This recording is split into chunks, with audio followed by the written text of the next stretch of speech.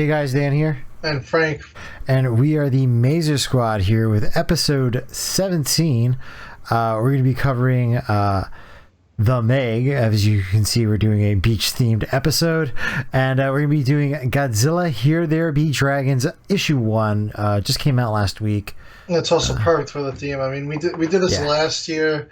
In the summer, we went for a beachy summer tropical theme for a few episodes. We did Son of Godzilla, the Sea Beast, and did we do a third movie? I think we did.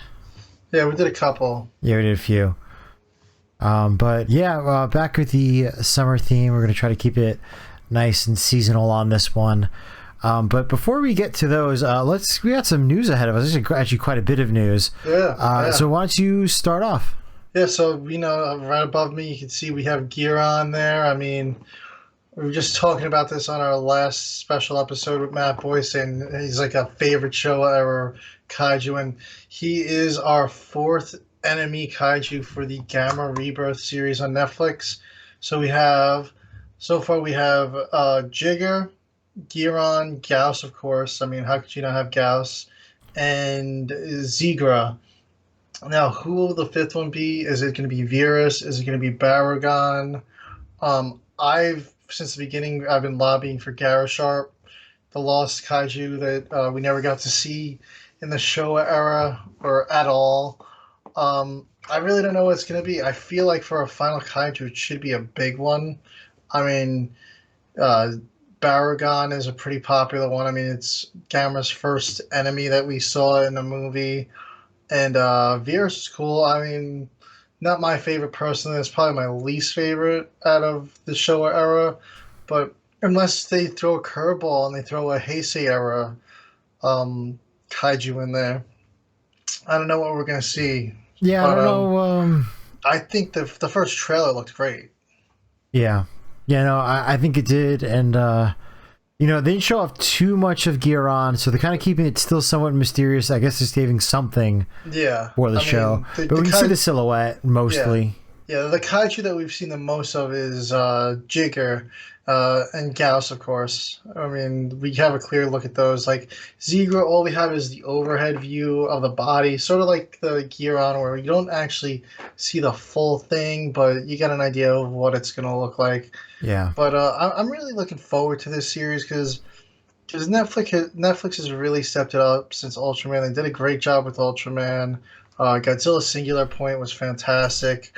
And now the Skull Island show, I'm 3 episodes in, and I'm really digging it. It gives you like the 90s vibes. It's still dark, so it's definitely not kiddie. I mean, you got guys getting ripped apart. You're seeing limbs on the ground and stuff. So it's definitely not quite for kids. You might be able to get away with it, but I wouldn't recommend it. But it's been a fun watch so far. So we'll definitely be talking about that on future shows. We'll give that a little review, I think. Yeah. And speaking, not Netflix. Well, I guess I do have a little bit of Netflix news if we want to get into it. There was some Power Rangers news that broke last week. It was half reported on, half old staffers posting stuff because they were pissed off for not being rehired. Yeah, so Simon Bennett basically posted, that he's not going to be going back with the franchise, and then when asked further questions, she just there's no more further opportunities for the franchise beyond this point. That was for him. That wasn't for the franchise. He's done with the franchise, but unfortunately so is the mainline series. It seems like after 30 years they're going to be putting an end to the main timeline of Power Rangers. Wow. And it sounds like Cosmic Fury is going to be the last season for the show. I did not know that. Wow. Yeah, so some press conferences say Dino Fury Season 3, which is Cosmic Fury. So you can look at it a couple ways. I mean, they do have a multiverse set up in Power Rangers because that's how they kind of explain away all the different themes of these seasons, because they don't all fit together in a single timeline. But it sounds like we're going to be having Jenny Klein, who's one of the executive producers on The Witcher and Jessica Jones, as the showrunner, with a Jonathan Entwistle as the director. And they're going to be going for a young adult, so they're slightly raising up the demo of the franchise, young adult, mature reboot of the series. I've seen some people post online that they're doing MMPR. I think that's still kind of up in the air, whether they're going to be redoing Mighty Morphin Power Rangers or not. There's going to be a new original team. It doesn't seem like they're going to be kind of really referencing. I would imagine maybe you'd get some cameos from people, but wouldn't get full crossover with the previous seasons like we have been for the last 30 years. So I'm kind of curious. So are they doing 2 seasons of Cosmic Fury like they did with Dino Fury? No, this is it. Wow. So it's And gonna, I think it's going to be a short season too. It's not going to be a full length, like 20 something episode season. It's going to be, I think it's going to be either like 6 or 12 episodes. wow. So they're really just going to wrap it up. Jeez, I did not know it's gonna come that quick. Yeah, and it's like Entertainment One's posted about it. I think there's been like some Hollywood Reporter stuff about it, but not a lot of people online super talking about it in the community. I don't know if they're trying to stay positive. There's a lot of positivity around Cosmic Fury. Yeah. Well, today I saw Hunter Deno was tweeting a bit about haters, and it started off as her saying, "Oh, what's something that you're looking forward to?" Slowly followed up by, "Listen, I know all you haters are gonna watch it anyways, so it's a win-win for me." She's like, "I'm just trying to stay positive here and have a good time with the fans, and I'm getting a lot of negativity here right now." Yeah. I didn't realize that this was probably part of what was going on with that today. Yeah. So I think that's why we got like the nice anniversary special and everything like that. That's a shame because like that anniversary special was really good, and I was, we did a show on it, and we were saying, oh, we would love to see them revisit other seasons and series with a sort of special like this to kind of commemorate Yeah. 30 years of each of those series. But if they're if they're really wrapping it up with this, it's kind of bleak. I mean, because Yeah. you can't really wrap it up because isn't SPD in the future? SPD is in the future, So, and they've set like- up in the comic books that there is a continuation to SPD, and they also have Time Force too. That's super in the future, but it is a multiversal series. They can always pull some shenanigans to get people to come back Yeah. if they want to do that, or they can just have them come back and cameo Yeah. as a different character of some sort if that's something that you're looking forward to. I thought a cartoon for the main line would have been a cool thing to do if you're gonna since we have a kids cartoon and maybe a young adult show. One of the big we don't want to pretend it's all been sunshine and rainbows with Power Rangers. One of the biggest criticisms over the years is that the show has not matured with its fan base. So it'd be a show that people would phase in and phase out of. Yeah. And you'd have the same diehard fans that have been watching for 30 years, and that was basically it. So it's, if they're trying to go for a more mature audience, maybe, I don't want to say it's going to be bad. I mean, up until this point, I've liked The Witcher. I liked Jessica Jones. Yeah. So Jessica Jones was pretty good the first 2 seasons. I did not get to finish the third season. Yeah, I only watched the first two. And then by then they started axing all those Netflix shows. So it kind of like got like we're like I'm like 3 weeks I missed an episode, and I was just like, what's the point? It's canceled, kind of. Yeah. So it started off strong. The end got a little all right. The Witcher's good the first 2 seasons, I think. I know it's a very controversial, as with any fan base, everybody's always split on it. I enjoyed it, but I know people are very split on it. So we know she's going to be solid for 2 seasons based off the track record of those 2 shows. So I'm going to stay positive with it. Both are pretty dark shows, too, especially Jessica Jones. It was extremely dark. I just hope it's still kept lighthearted enough that you don't Yes. lose the spark of the series. Like I like that movie. I know a lot of people didn't like it. The who put out that movie was Legendary. it Legendary. Yeah, I thought it was a good movie. I thought it was decent. It I was think some of quite the a lot I think of the style was a little. forced setup. Like it was basically the whole movie was just set up for the next movie. It felt like to me. It was a lot of introduction to the characters, which was great. We got a lot of backstory on these characters and everything, and it was really cool. It was really building to something bigger. Like I feel like the second movie would have been a lot more better, but we Yeah. never got to see that. Yeah, and I think that basically them sticking with Netflix kind of is probably kind of put the kibosh on any movie universe or anything, at least for right now. Yeah. This is a Hasbro brand, and if you look at other Hasbro franchises, they usually don't get the same treatment that Power Rangers gets. Power Rangers has been around for 30 years. Transformers has been around longer, but they've never had a continuing series for that long. No. It's always been spin-offs, reboots. Bad reboots. Yeah, well, some good, some bad. Well, when we're talking like TV series wise, Well, no, some some of people them, like them. some of them are like they're like average. I know. Yeah, I know. Its fan bases are split. I heard that Prime one that came out a few years ago was actually really Yes. good. Yes. That's like the first one in a while I've heard really good things about. Yeah, that was the Yeah. Netflix one. That one I've heard really good things about. That's why I'm kind of like, Hasbro's worked with Netflix before. And then Paramount's doing like that one right now that looks a little like Yeah, But so, I have not heard much about that at all. But I'm Paramount willing, Plus, willing to give it the benefit of the doubt Yeah, and see definitely. where they go with this. I just hope they don't do like a bad like Winx Club or CW type of no, show with this. people will lose it. Yeah, that's like my one. When I hear young adult, that's the one thing I Like hope they. Freeform, you think, or Yeah, that's the one thing I hope they stay away from. ABC Family. Yeah, Yeah, but we'll have to see what they do. yeah, It's I'm willing to stay hopeful. yeah.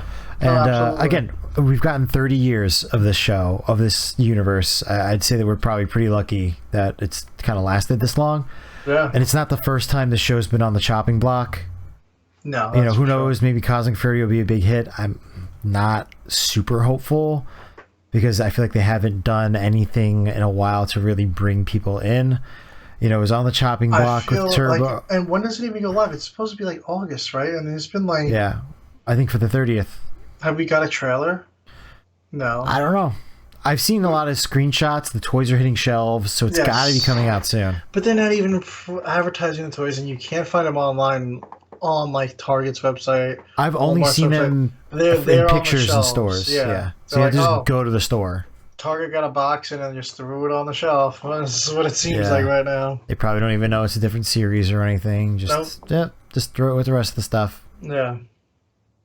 Unfortunate, but I feel like they really let the franchise lack behind, and that's why I was like that movie when they did that special. I was like, we should get more of these specials. Maybe that's the direction of the franchise. Maybe we'll just get a special every year, and it'll further the story a little bit more, and a little bit more.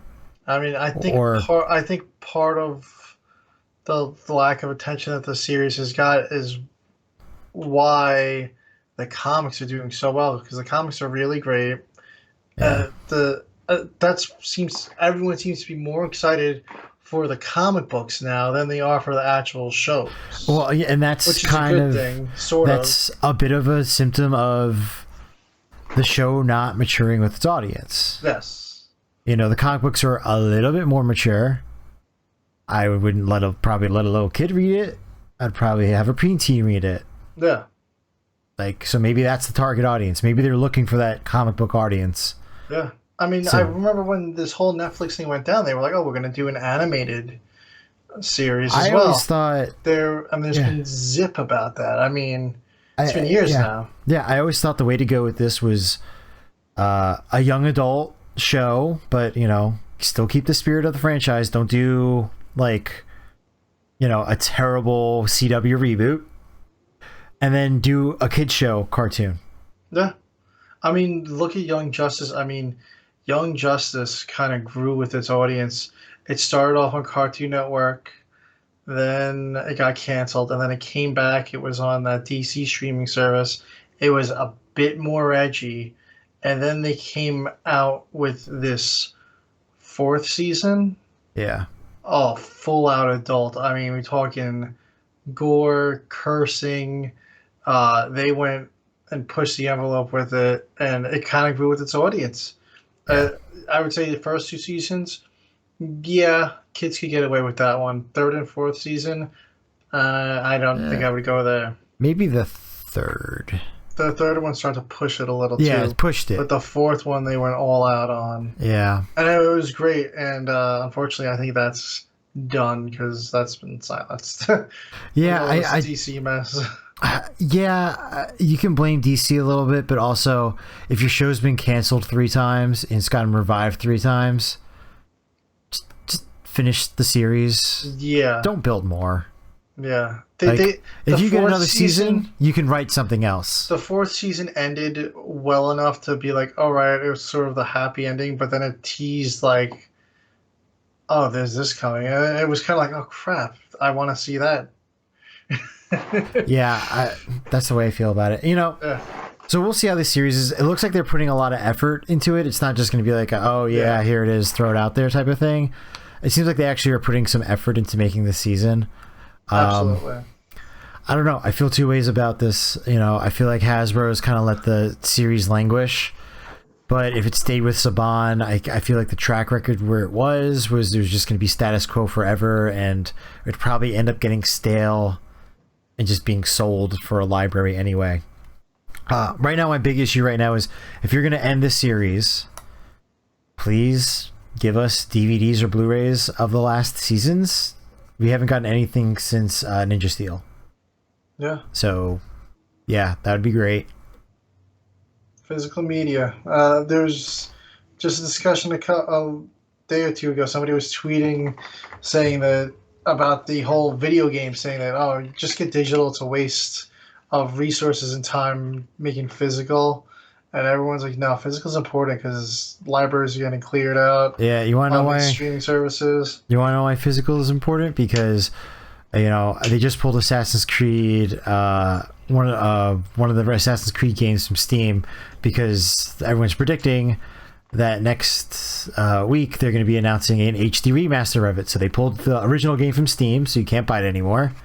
And then if you want to buy that game in the future, you have to buy the more expensive HD remaster. Yeah.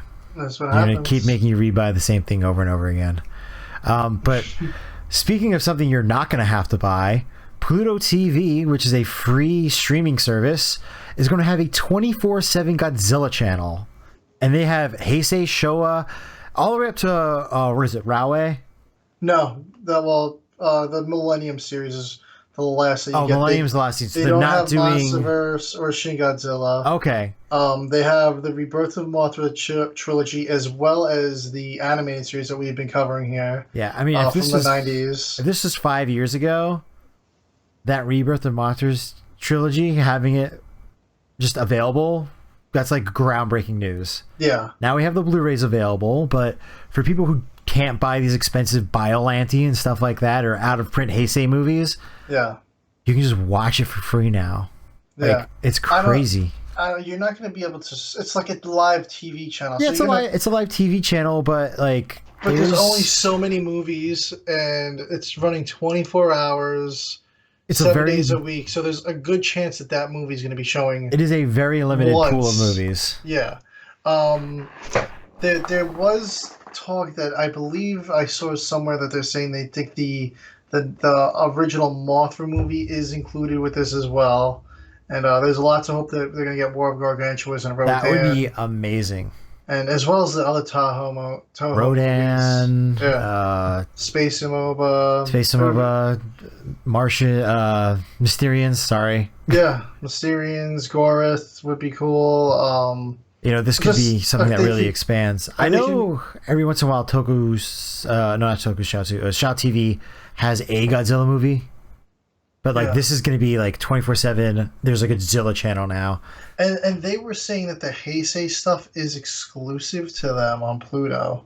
Wow. It said Pluto exclusive next to all the Heisei stuff. So does that mean you just have to like download the Pluto app I assume so, yeah. because it's free? It's what's interesting is yesterday actually my TV got like it must have been an update because it's only on the upstairs shield that I have and not the downstairs one. Didn't give it to me yet, but it was like, oh, there's live stuff over here now. There's over whatever channels, and it's like a live tab that has like all the free platforms now Yeah. on Google. But it's just like boom, you can just click it and watch it. Yeah. Well, like they have like Tokusatsu. They always have either Ultraman or Kamen Rider on. Yeah.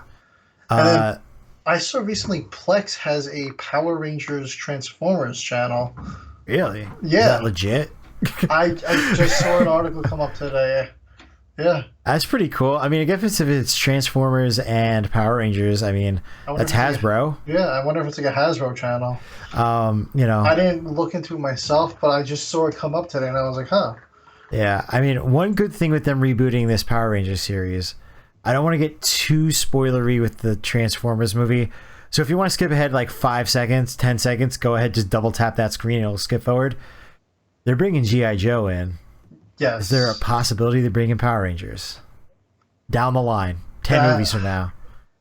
I feel like that would be nuts. Megazord and Optimus Prime.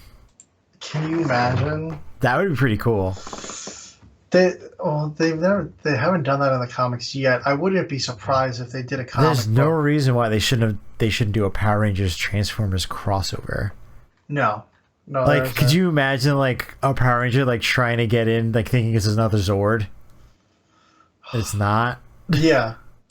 Be like, yo, and it just starts talking to him. That would be something else. I think that would just have to be another IDW Boom Studios partnership, though. Yeah, I would. Because I think so. IDW does Transformers. Yes, Do they? Who, Or is that? You know what? I think. Who does Ninja Turtle? IDW has the Turtles. They might have Transformers. I might be wrong. I know it's changed quite a few times. I don't know if there is even Transformers comic books running right now, honestly. Is there not? Wow. Because that used to be, I mean, that was like a huge thing. Is IDW done with their Transformers run? Was there the last spot standing? I don't really see much on Transformers. Yeah, the I last don't spot, see 2022 was the anything. last comic that I saw. Oh, man. So they must be done. Yeah. So get the license. Boom Studios, get on that. Yeah. Get a Transformers license and let's do this A crossover. Godzilla vs. Transformers would be cool. I'm really That would hoping, because they keep crossing over the Ninja Turtles with like everyone. Yes. They're doing a Ninja Turtles Stranger Things next, I saw that. which I think is a little bit odd, but Yeah, but so was like Ninja Turtles Justice League. oh no, it wasn't Ninja. Did they do Ninja Turtles? Or was that Power Rangers that did? Oh yeah, Justice that League? was Power Rangers. Yeah, I wouldn't be surprised if they did Ninja Turtles though. yeah. But yeah, 24-hour streaming. I wonder if this is gonna be like one of those things that's like on like Samsung TV and stuff like that, or it's just like one of those free channels you flip through. Yeah. I'm just curious as how they keep the exclusive content. Do they just like turn off the channel while the movie's playing? Maybe. I don't know. Yeah. But yeah, Pluto TV's a free app, so just Yeah. So download it. download that. Yeah. Yeah. Yeah. Pluto TV. But yeah, so now onto more streaming. We have the announcement. This could be a good or bad thing. We're gonna go good for now. Yeah. Shin Kamen Rider is coming to Amazon Prime July 21st to a lot of countries. There's been no official list release yet, but it sounds like it's going to be pretty much everywhere. The good thing about it is, yeah, you can finally see it if you didn't get to make it to the theaters. The scary thing about it is the last Anno movie to do this is Evangelion 3.0 plus 1.0, Thrice Upon a Time. Came out in 2022, I believe. 2021, maybe. We still don't have a physical release of that yet. And you could only watch it on Amazon Prime. Uh, the other thing is Prime's been pulling their Kamen Rider series off. They had Amazon's It's Gone. It's not there anymore. We talked about that recently.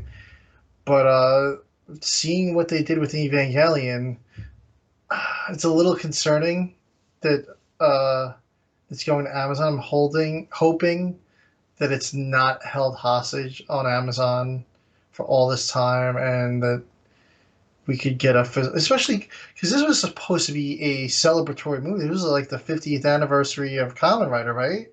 Yeah, I That's believe it was. basically why it was like a big tribute movie to put a Kamen Rider like movie like that, lock it up in limbo like that seems pretty messed up. I mean, even Evangelion too, though, because that wrapped up the whole series. I mean, that's years of TV series, movies, and it's you can't get the finale physically or just to own it. You can't own it. It's just on Yeah, Amazon.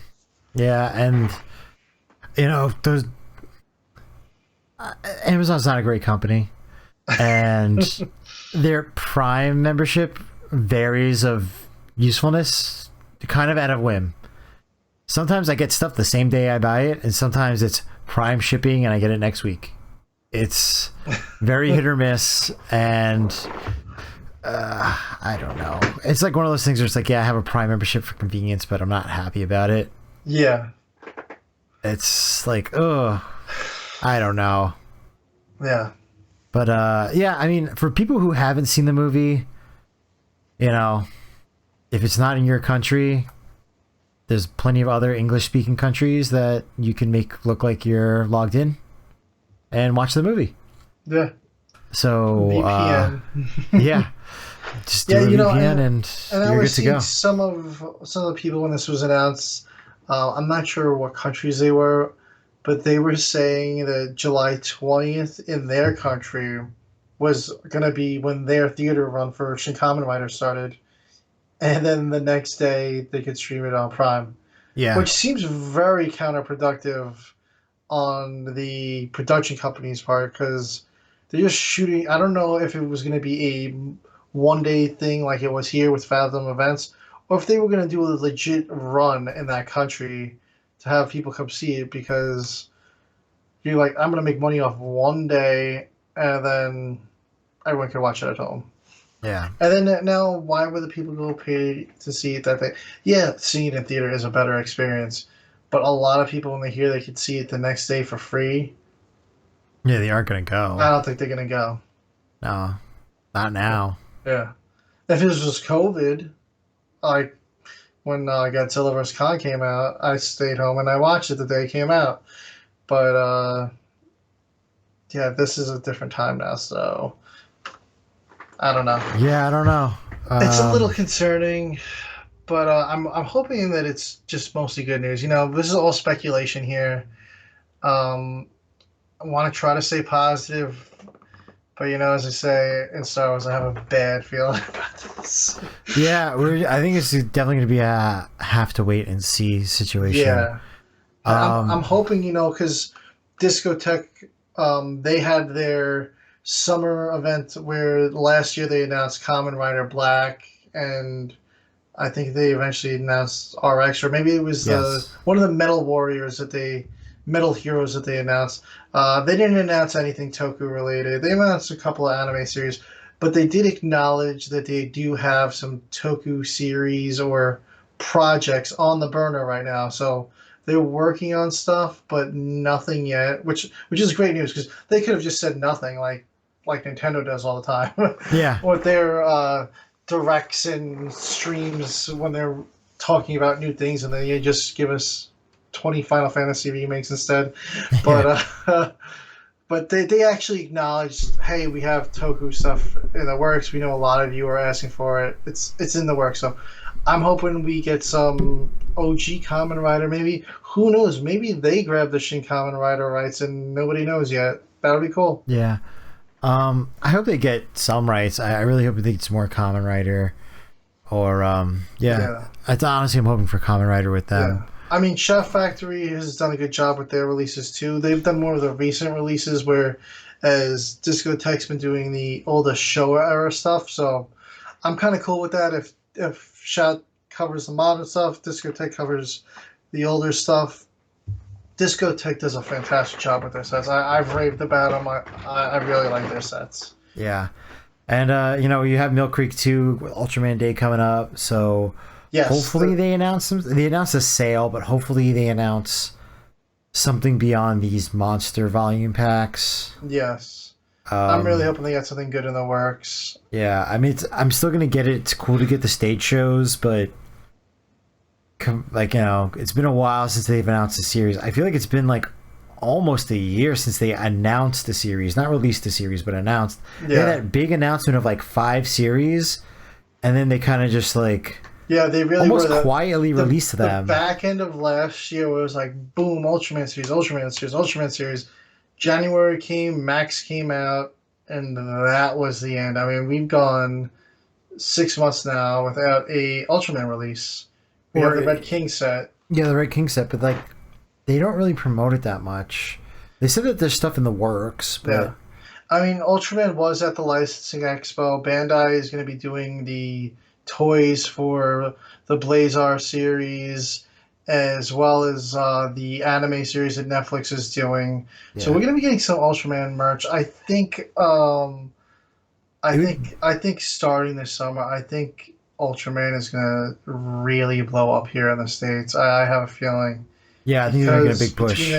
Between the Netflix anime movie and doing these English dubs with the Johnny Yongbosch as the lead voice actor. Yeah, and I think this is going to be huge. And we were saying maybe we'll try to review this series. We can't do. It's hard for us to do an episode every week, so we might have to do like 2 episodes or a brief overview of them. But I think I have been on the I'm gonna watch from beginning and catch up train, but I might skip to this Blazar series to keep up. Yeah, it seems like too good. To miss. It looks incredible too. Yeah, they really cranked it up for this one. It looks like. I would have to think with them giving it away on YouTube for free, and this probably being a very costly dub, that they're either trying to get a streaming service to pick them up, or they're trying to get on American TV. I mean, I don't understand why they wouldn't just go to Netflix, because they already have the anime series on there, plus this anime movie coming out. Unless they're trying to get a higher price, maybe Netflix is like, hey, we only think you're worth this now. Could be. So, I mean, the Netflix anime had a pretty stacked voice cast as well, but Josh Hutcherson. Yeah, not many people know. Not many people acknowledge. They don't advertise him it. for that. Yeah, they really don't. That voice cast got like 0 recognition. The English dubcast got like 0 recognition here. Yeah, no, and they did a great job. They did. I think that maybe they said that's Netflix back. So maybe they want to have a little bit more involvement in their own live action series. Yes. They're happy with Netflix doing their anime, but they want to treat the live action series differently, perhaps. Probably. Yeah. Yeah. But speaking of we went on so many tangents today. We're like 30 minutes in. We haven't even touched our topics, but just as far as news that could be bad, but we hope is going to be good. Playmates is ending its Toho classic line of monster toys, and at the beginning these toys were kind of hot garbage, but they have really stepped up the quality, and they're actually a really good set of toys to have now. So I'd say they're almost. I mean, sturdiness wise, they aren't on the oh my god, I'm blanking on the name of the Trendmaster toys. They're not quite on Trendmaster quality of Trendmaster. You can hit it with a hammer, it's gonna be fine. But somewhat, it's brittle plastic now these days. But I remember abusing those things as a kid. Can't quite abuse these ones, but they look amazing. Yeah. The only thing I admittedly is just that Jet Jaguar that I just showed you guys is the only thing I picked up from it. The classic monsters are just extremely hard to find. If you're lucky enough to stumble across one in the store, you should grab it. If it's not Godzilla, it's hard to find. The only ones I've ever really seen in the store are the Godzilla figures. There's plenty of those for the Playmates line. If you're lucky enough to find a Jet Jaguar, Gorosaurus, Baragon, I don't think they make the King Caesar anymore, but because that guy's expensive too. But they are worth what they're priced. I I'd say it's good value for its It's a price. good value for its price. I wouldn't go crazy hunting scalper unless you really need it. They're a much better quality. Like when they used to come out, they looked like bootlegs. I mean, the paint jobs are horrible on them. They really stepped it up. And it's kind of a shame that they're stopping here, but it's it's not the end of the line. They may revisit it down the line, but for now they're shifting focus to the MonsterVerse toys, which can be great because we really haven't got a large variety of MonsterVerse monsters either. Oh, we Uh, really haven't. It's really just Godzilla and Kong.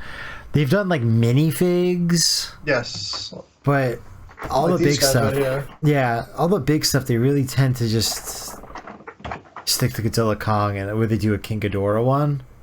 And this is actually this set is the only set that you can get a behemoth figure in, um, like a decent looking one. I think they might have done a larger skull crawler, but those are like next to impossible to find too. Anything that's not Godzilla or Kong, Yeah. it's pretty impossible to I find. want more Bluetooth headset sunglasses Kong. Oh yeah, the Titan Techs. I don't know where that idea came from. It's amazing. They have a ton of those in Target. You can find the Titan Tech figures no problem. I don't know whose idea was like, let's Well, give him because a one of the Bluetooth early headset. rumors was that they were going to get suited out in this Godzilla vs Kong movie. Yeah. But I mean, yeah, it's kind of cool. I'm excited. I mean, this Godzilla Kong movie isn't coming out till next year, right? Yes, March, I believe.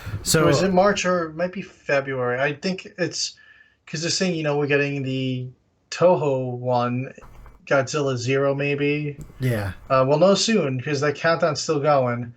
Um, but that's in November, and I believe it's either February or March. I'm pretty sure it's March. So they're saying in like a 3-4 month span, we're gonna have two Godzilla movies, which is pretty damn yeah, epic. yeah, it is. And who knows where that Ultraman anime falls? They're saying 2024, but I don't know the exact time of year. We get that plus Monarch is supposed. Who that Yeah, series? I should don't that show know be coming where the hell out that soon? trailer is for that thing. We should be seeing that soon. I thought it was supposed to be out before Godzilla vs Kong. I thought it was I supposed to don't be like a lead-in. I don't know if this is gonna be like if they're gonna drop it in December maybe, and like you finish watching it, and I don't know how Apple does. Does Apple do like a weekly episode Weekly. release? So 10 episodes would put you if you started in December for 10 weeks would put you somewhere in the middle of February, and a few weeks later it's in the movie theater. I would not be surprised if they drop it like in December They and do could. that to us. That's sort of like what Disney does with like their Marvel shows and even some of the Star Wars series. Are kind of like here's a show, here's a movie, here's a show, here's a movie. Yeah, we'll have to see. I hope we get trailers for that stuff soon. Yeah, yeah.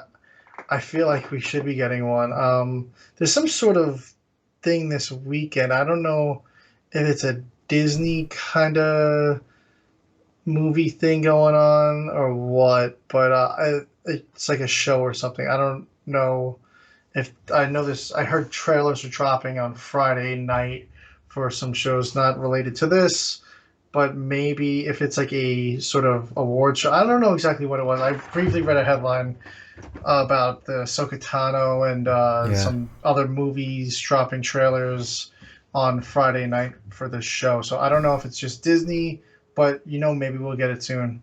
There's San Diego Comic Con's coming up Marvel's skipping that, so maybe I don't know if Legendary is going to be there.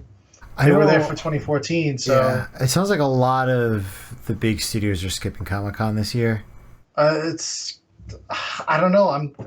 I love my conventions, but Comic Con used to be huge, E3 used to be huge, and a lot of these companies are just skipping them now. I don't know if they're Well, not prepared. Plus, it could be part of the writer strike thing could be affecting this too. yeah. This is Well, the I other think it's factor. it's expensive for them to do these things where they can just drop a trailer online or do their own event. Yeah, I mean, for E3, it's basically a Death Note, but I feel like for Comic Con, it's enough of a fan base that actually goes there that it doesn't quite matter if the big studios are there or not. Like, people are still yeah, going to go to San Diego Comic Con. yeah, E3, I think their Death Note was they went from being a fan convention like Comic Con, but for video games, and they were like, oh, no, no, no, press only now. I think that yeah, kind of caused it to kind of just die off. yeah. I know there was some recent, I guess, as part of California event planning or something like that. That it sounds like E3's canceled for 2024 as well too. I think So it's canceled for everything. forever. Forever. There's no reason for it to have an E3.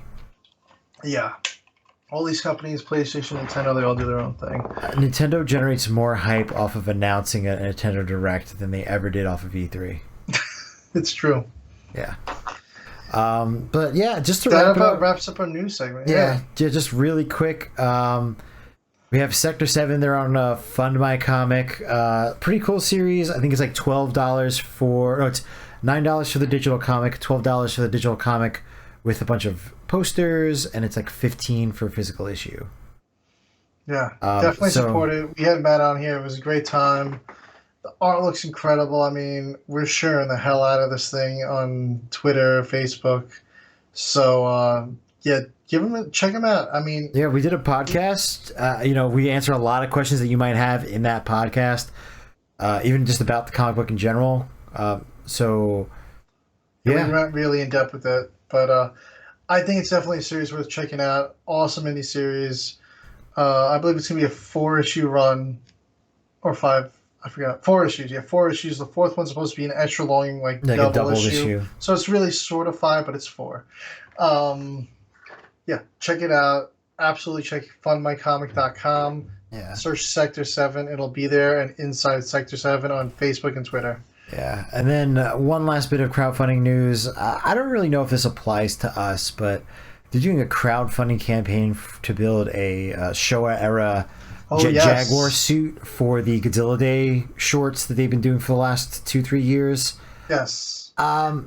So you're saying that there's a tier where you get like a physical copy of this, a Yeah, Blu-ray? you could get a physical Blu-ray of the show. I do not know if they're going to export it to the States because a lot of these sites, I've tried to do it with I believe the other one's Campfire. Yeah, they want to know your They prefixture. want to know yeah. So if you don't live in Japan, sometimes they don't. I haven't made an account on this site just yet. If you Google Jet Jaguar crowdfunding, you'll be able to find it. I forgot the name of the site, Yeah. but there is a Blu-ray tier, and it's actually, I think it was priced pretty fairly. It was pretty affordable. It wasn't Yeah. like something ridiculous, like you're paying Which- $50 for a Blu-ray. Yeah, which So- Japanese Blu-rays are usually pretty expensive. Yeah, I wanted to, I got to double check the price on it. I don't think it was bad, especially for something as exclusive as this that we'll probably never see physical of because we haven't seen a physical version of the Hedora or the Gigan one, and Yeah. they've been wiped off the face of YouTube the day they appeared. Yeah. The Gigan one was up because somebody recorded it and put it up, and then it got pulled. And I'm glad I got to watch it. I'm sure you can find it out there if you search hard enough. But for some reason, Toho does not want anybody seeing them online. I don't know why. Yeah, I've seen the one sentiment online. Someone's like, "So we're gonna crowdfund you. We're gonna crowdfund a big Japanese studio to make a short for a movie that nobody's gonna be able to see, except for Yeah. the one day that they want us to see it." Yeah, it is a bit odd. that, Yeah, that a I was like, movie- "That's a really good point." yeah. So, I feel two ways about it. I think the crowdfunding campaigns are probably just a way to build hype, honestly. Yeah. If I could get the Blu-ray and they actually export it to the States, I'd be in for it. Because, like I Yeah. said, they've been sealing these things away after the first day they're shown. Yeah. So make sure you guys have a good YouTube downloader site that's not going to murder your computer the day that this video drops. Yeah. That's all I can say, because that's probably your best chance at being able to have it in your library. Yeah. That's If basically we it. can't get this Blu-ray, if we can get this Blu-ray, we're definitely going to be sharing that out. And yeah, I'll jump on board. I'll throw them $20 if I can get a Blu-ray. Definitely. So I think that about wraps it up as far as news. Very heavy news episode. We're probably going to get through these next two things kind of quickly, but we'll see. Let's transition over. This is the comic we've all been waiting for. It is Godzilla, Here There Be Dragons. That first issue is really, really cool. It's like right off the bat, this guy, the Mr. Hull, what's his name? One-eyed Henry Hull, absolute Jack Sparrow vibes right away. Oh, yeah. He wants his rum. He's about to get hung. It just was like super Pirates of the Caribbean vibes. And it starts off with him in his prison cell, and he's about to get hung, and then he's like, "Oh, let me tell you a story." And that's basically what this series is this Henry Hull telling his story, well, being there with Sir Francis Drake when they went to Monster Island. Yeah. Really cool read. I mean, I just read it today. Really fun. When they announced this, I was just super excited about it, and I was like, "This is cool. This is what I want." Yeah. And I This think I is read it. super outside the box. I think I read it last Thursday or whatever the day after it came out. Yeah. I read it the next day. Really cool. It felt like the first like 5-10 minutes of any Pirate of the Caribbean's movie that you've seen, I really did. That's why. where they basically tell you like what the treasures that they're looking for, how they got there. They tell you the tall tale, and now we're getting up to the part like where like they're actually okay. Now we're at the island. As far as like in the tale, yeah, I am looking forward to this because it was a yeah. it's only gonna be a 5-issue run, so I really want to see like how they do all this. It really was. It was a fun read, and I felt like it wrapped up super quick too. I was like, "Oh man, I want more right now," because it like barely steps foot in it. The whole thing is just it's full pirates. You don't see Godzilla until the final page of the book. The last 2 pages, you got this picture above me and the one above Dan over there. Yeah. The one above him is the last page. My picture is the second to last page. It's Yeah. all you see of Godzilla. You see it. We see a map that was tweeted out like way back when the series was announced. It shows you like Ghidorah, Mothra, Ibra on the map. So we're probably going to see the two of them. But yeah, we'll go into a little bit of the story on this one. So we have Mr. Hull in jail here, and he's sort of getting interrogated by a commander and another person from the British Navy, and they basically call him a scumbag because he's a pirate, and he's like, "Oh, if you give me some rum, I got some information that will help you out." And he seems very confident that he's not going to get hung. So my prediction is that the fifth issue, his whole story, is going to end up coming to present day, and it's going to end with the jailbreak. I think he's going to get away, Oh, definitely. and there'll be something going on. But they're like, "Yeah, we don't want anything." He's like, "Oh, but it involves Sir Francis Drake and Her Majesty the Queen." And one of the dudes just flips out. He's like, "Don't you dare say her name!" And the commander's like, "Oh, let's hear him out." So they're like, "You're just trying to buy time. You just don't want to get hung." So they go into a whole thing. They go get him the rum, and the guy's like, "Really? We didn't give this guy rum?" So he goes into the whole story. It takes place in 1357, and he talks about this bishop, Theobald de Castellon. Uh, he had this ship filled with treasures, altars, gold, all this religious treasures, shipping to somewhere.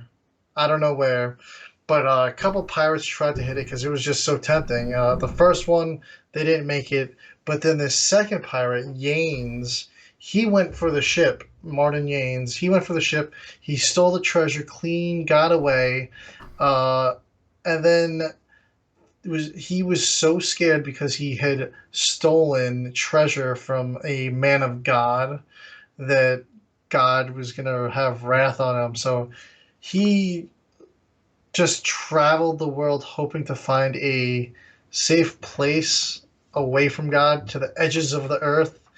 And his crew kind of got frustrated with him because they were traveling for months upon months. They were running out of food. They were tired, and they were about to have a mutiny when the ship gets hit with a storm. The ship seemed like it was going to sink, and then boom, daylight. They're washed up on what they would soon call Monster Island. So Martin goes, "What better place to hide this treasure than an island protected by monsters?" We don't see any monsters there, but it's spoken that there are. So Hulk kind of stops the story there, and the guys are like, "An island of monsters, blah blah blah." And he goes, "Well, Sir Francis Drake thought the same thing until he was at a bar, and the guy telling him the story gave him a coin, and the coin has who else but Godzilla on it." And he was like, "Oh, it's such a rare doubloon. I've never seen anything like this." So Sir Francis Drake bought it, and he convinced the Queen to let him circumnavigate the globe for exploration for Britain, but his secret agenda was he was looking for Monster Island. He wasn't really looking to navigate the world on her behalf. He was looking for Monster Island. He was just looking for some funding. Yeah. So he travels the world. They kind of wander off into some Spanish territory, and the Spaniards aren't too happy about it, and they send the entire Spanish Armada for him. So he have this one measly British ship surrounded by, in the comic, they show like literally a fleet, like in the middle of like 20 ships getting bombarded with cannons. And then, just like Yates, a storm builds up and washes the whole ship, somehow pulls it out of that huge surrounding of a Spanish Armada, and plop ends right on Monster Island. And they're like, "Oh, we made it."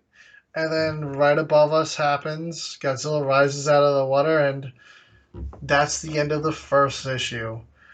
Yeah. I mean, pretty exciting story. I really want to see a lot more on the second issue. It's like I want, like, obviously I want more Godzilla, but the story is very good, very well written.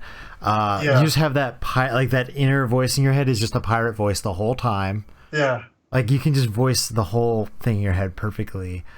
So the writing is very good on this, and I really like the art style. Like obviously the covers are nice, but yeah. just the actual art style in the book is very nice, and I think it fits this theme perfectly. Yeah, the artists that IDW's been bringing on board for these Godzilla comics, I was just saying it yesterday. We tweeted it out.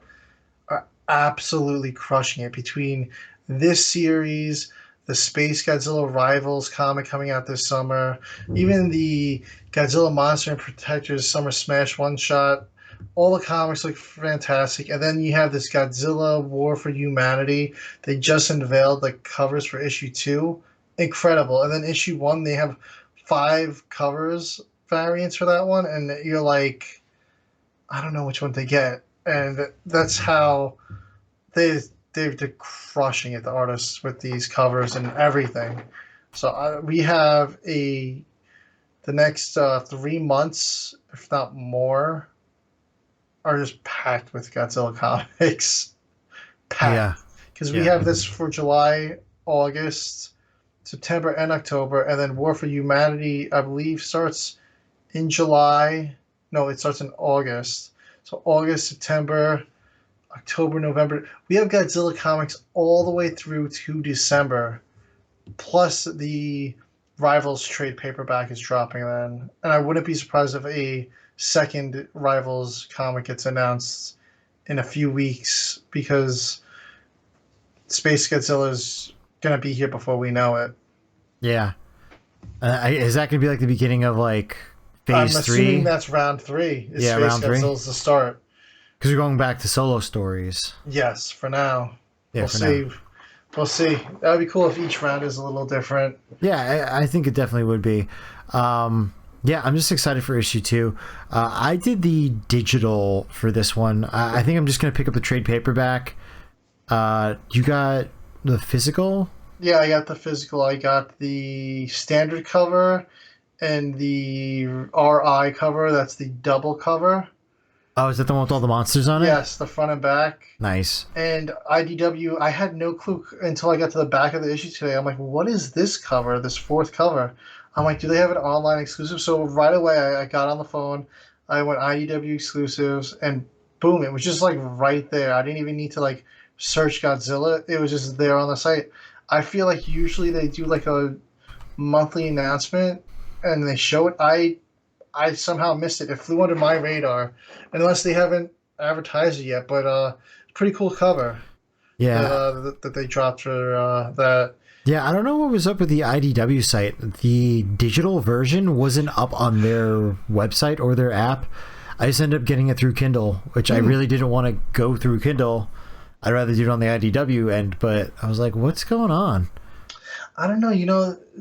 For a while since I've been picking up the IDW exclusives, they've been, oh, we're moving our warehouse. Like, I don't know if they're still doing this warehouse move, that it's causing a little delay or something like that with some of the website stuff, but overall, they are cranking out these series. Oh yeah, definitely. I'm just.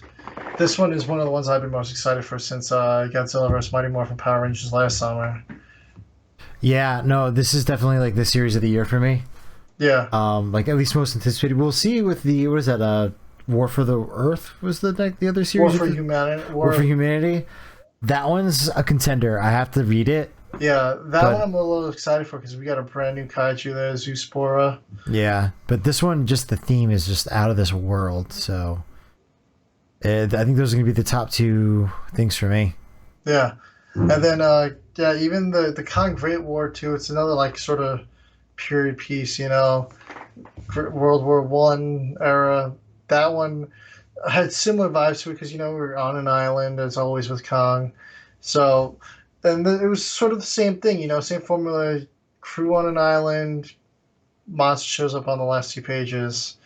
So there's a lot of parallels. I'm excited to read up on that one, and I'll be reviewing that on the channel as well. First review of that one's up on the channel right now, actually. Oh, yeah. So, yeah, we'll have links for all that stuff in the description or in the card. But yeah, I guess we're going to transition. We are on the main event, which is going to be 2018's The Meg. Yes. Jason Statham. This is our first summer-themed review for the year. We want to try to do like 2 or 3 of these maybe. I think our next one might be Ibra Horror the Deep. But we figured, with Shark Week coming up and the release of the second movie for The Meg coming out, The Trench, in August, the first weekend, this is the perfect time to be reviewing this movie. I mean, this was one of the last movies that we saw prior to COVID when all the movie theaters were kind of like locked down. And we had a blast watching it. And I can't believe that, I believe it was 2019 this was? 2018. 2018. Okay, so it wasn't what we had a couple movies after, but Yeah. this is one of the last non-Marvel movies we saw in the theaters. And it's already been 5 years, but it was such a fun movie. Just had just as much fun watching it this time as I did the first time in theaters. I always remember this movie as being better than I thought it was going to be. And it didn't underdeliver on that promise again. And I went into it knowing that it was a good movie, and I was like, I forgot how good this was. Yeah, it really was. and the just the amount of Jaws references that they cram into this movie is just insane. If you just Google the Meg movie trivia, there's just like an endless list of like Jaws nods and nods to the Jaws writer. Uh, it's it's really paid good paid a lot of respect to Jaws, and I honestly think this is reaching here, but I think this is one of the best shark movies since Jaws. I know a I lot don't of even people think like that's a reach. There's not that many good shark movies. yeah, I know a lot of people like Deep Blue, um, and a bunch of other. I've tried looking at the list. I'm like, none of these have been that great. Like Shark Night was on there. I'm like, I saw that in theaters. I didn't. It was more of a horror-ish movie. It was like Saw meets Jaws, honestly, to me. Yeah. But yeah, this absolutely killed it. You know, like it's sort of like this movie's sort of like the case of Jurassic Park. You know, everybody's scared to make a dinosaur movie because they don't think you could ever match Jurassic Park. Not everybody's scared to make a shark movie. That's not the case. Yeah. But all these shark movies have never met Jaws. But this one, I I give it a lot of credit. It's a really damn good movie. Yeah, and I watched the special. I actually watched it last night, and I watched the special features on the Blu-ray. Uh, they really tried to make. They were like, okay, we know we can't make the science 100%. It's just not possible. But they're like, we want to make it as believable as possible. And they were like, we don't know a lot about Megalodon, so they kind of dreamt up like, okay, well, we know it's gonna be coming from like a deep sea, so what would a shark living in that depth look like? And they were very stringent on, we do not want this to look like a great white shark, because everybody's seen the same great white shark in every single movie since Jaws came out. Yes. And one of the other tropes that they wanted to break was we're gonna save the monster for the end thing. They're like, we make you wait, but not that long. Like, we No. want you to see it. Yeah. So I feel like they What? really. Yeah. So like one of the things, like you said, they didn't want it to look like a great white was in the book. Apparently, it was like an albino shark almost. But in the early production models that they were making for this, the CG did not look good and it didn't show up well on camera. So they were like, we can't do it white. They're like, so we're gonna make it sort of like a look. It It was looked like a close. tannish It looked sand. closer. Yeah, they wanted to make it look like an ancient, like dirty shark kind of is what they went with. Yeah. They couldn't do albino, um, so they went with it. It's close to a great white, but not. Yeah, there's extra gills. It's clearly Yes. not a great white. Yeah, and then they said to make it anatomically correct, it looked too thin when they made that model. They said it kind of almost looked like an eel because it was so thin and long that they didn't want it. They wanted it to look like a shark, not an eel. So they made it look. They beefed it up. They made them chunky, and this is what we got. And I'm fine with it. I think it looks awesome. Yeah, Now no, the now the biology nerds might be angry about it, but it's a sci-fi movie. Let's have some fun, people. yeah, it's a sci-fi movie. Um, are we gonna go into the plot on this, or are we gonna address the elephant in the room with like the first 30 minutes of this plot?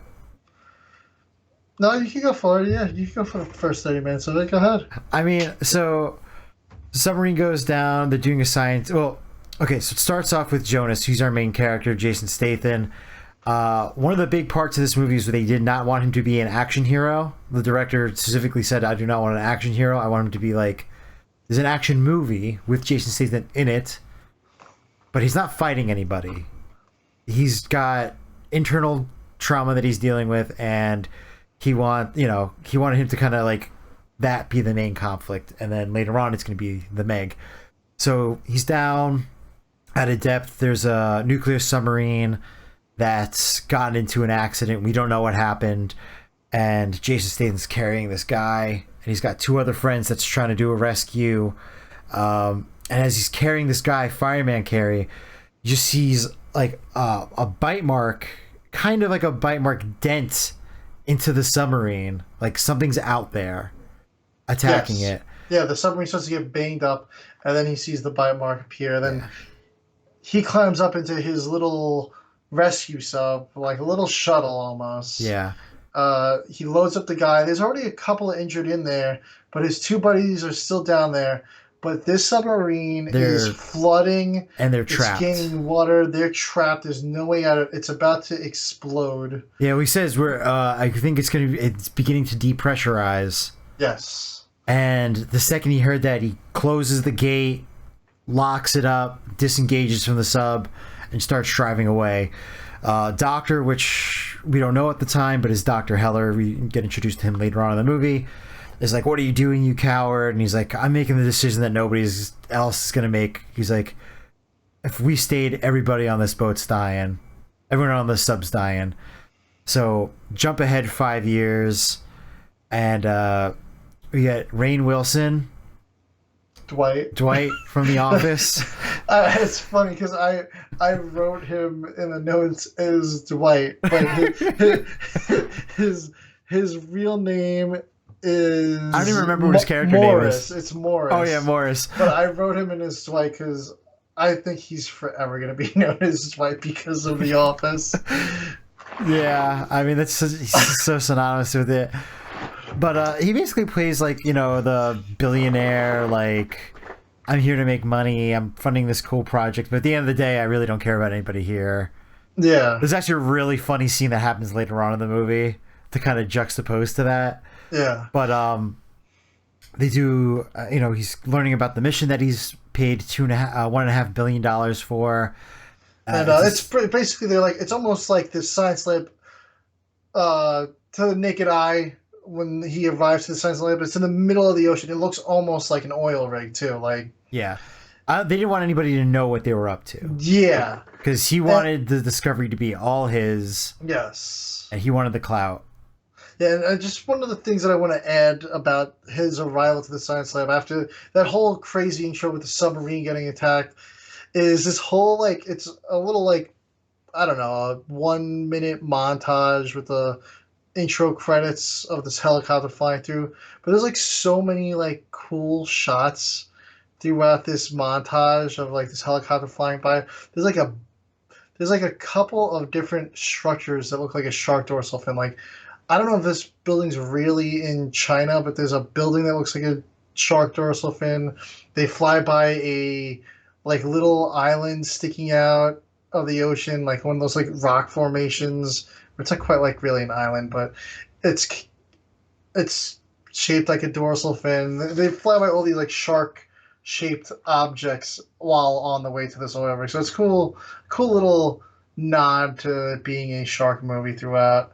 But yeah, he arrives at this science lab that's like an oil rig, and it just looks like an oil rig. And he greets the doctor, and the doctor goes to shake his hand, and he hugs him. He's like, "Nah, give me a hug." And the mother is the daughter of the doctor, Su-Yin, also greets him, and then he tries to say something in, I'm not sure exactly what dialect, if it's Mandarin or Cantonese, but it's basically something like about a cat, or he said. Something so I forget. It was really weird, and then It was just nonsense. You have a nice like, skull or something. Yes, something like that. Yeah. And then she's like, "Did you understand that?" And then he's like, "What did you say?" And then like her daughter, like quick, is like, "She said she likes your hat," or something. Yeah. And he's like, "I like her. She's quick and smart." And they get into like the elevator to go down to the actual lab, and it's just like this dirty. Dingy, yeah. He's like, "This is your entrance to a multi-billion-dollar lab." He's like, "I think your entrance to a billion-dollar lab should be grand." And then the lead scientist on it, Su-Yin's father, is like, "I agree." And then the doors open, and it's pretty much looks like they're in the Gungan world and stuff. Yeah, it's an underwater lab, big glass tubes everywhere, stainless steel floors, everything. It's just like super high tech, fancy looking lab. He goes around, he introduces, get introduced to the crew. We have Jax, who's the designer of everything, the subs, the equipment. We have DJ, who's the rover pilot. We have Lori, and I'm missing the other two submarine crew's name. The heroes guy and the other guy went by the name of the Wall. Yes. Get introduced to them, and they're all like, mission prepping. And we get explained that they're in the Philippines Trench, which is not as low as the Marianas Trench, but he believes that there's a layer of gas where we believe the floor is. And if we go just straight below it, there should be a whole other world of life that's been kept away from this layer of gas. It's not able to travel through it. They call it the thermocline. Yeah, the thermocline. So, there would be, life above the ocean, then this layer of gas, and then underneath it would be all this life that's been cut off for millions and millions of years. It should be super diverse and a bunch of new species, and that would be their scientific discovery. They go through the mission, and they're in a submarine, and they go very, very deep, and they go below, like straight below, not really an issue. And then as they're driving, they're deploying all these lights, and you get to see this new underwater world, and there's something on the radar, and they're like, oh, it's just like a gas pocket or something. And then she's like, does gas it's an avalanche. So like a landslide. And she's like, do landslides turn 90 degrees? Sub gets kind of thrashed. It's stuck underneath the bottom of the ocean, and they have to go get our hero, Jason Statham, known as Jonas. And right before the screen cuts out, Lori, which we find out later is Jonas's ex-wife, just goes, Jonas was right, and then it cuts. Yeah, they had like a little video stream the whole time. Yeah. So the cool thing about this submersible in this movie, which again, one thing that they were very harping on was like, we want this to look, obviously we have to do some things for the movie to make it look aesthetically pleasing, but we want it to look as real as we can.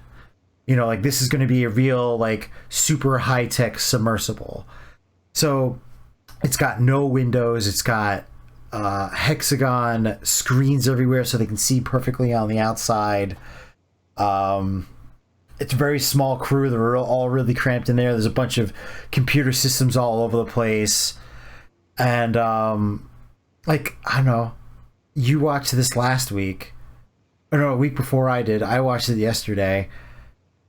So you watched it pre-Ocean Gate. I watched it post-Ocean Gate. Just like... watch the sci-fi movie and there was like more real science in it than that thing. Oh boy. I was just like, you just can't help yourself watching it, and you're just like, this makes so much more sense. Like, I don't want to harp on it too much, but I'm like watching this with my wife and I'm just like, I don't remember this being so submarine, pressurizing, plot based. Yeah.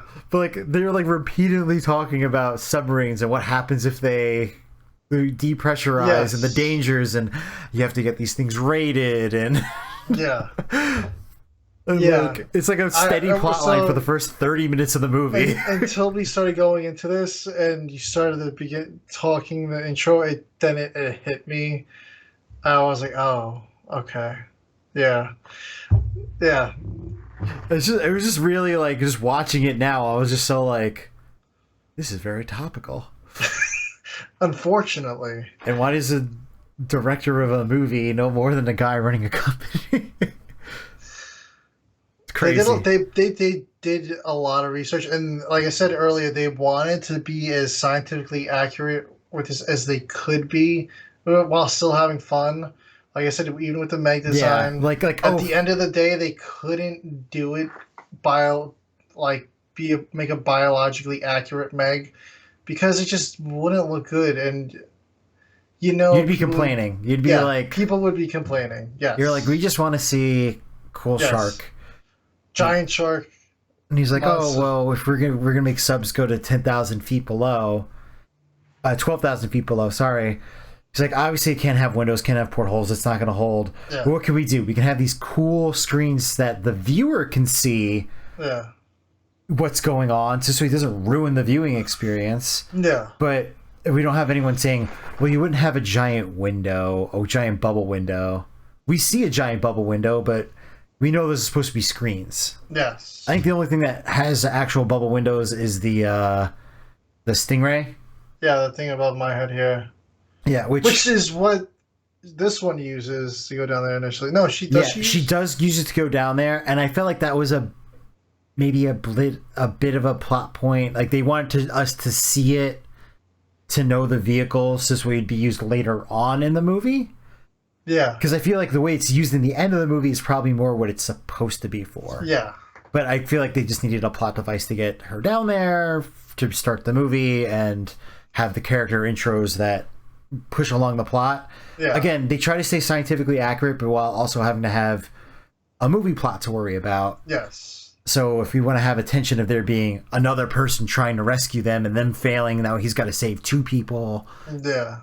Like that's, you know, you have to keep it for the plot. So he goes down, you know, he first gets on the ship and he's like, I'm never going down, or all that stuff. And he's like, oh, it's your ex-wife.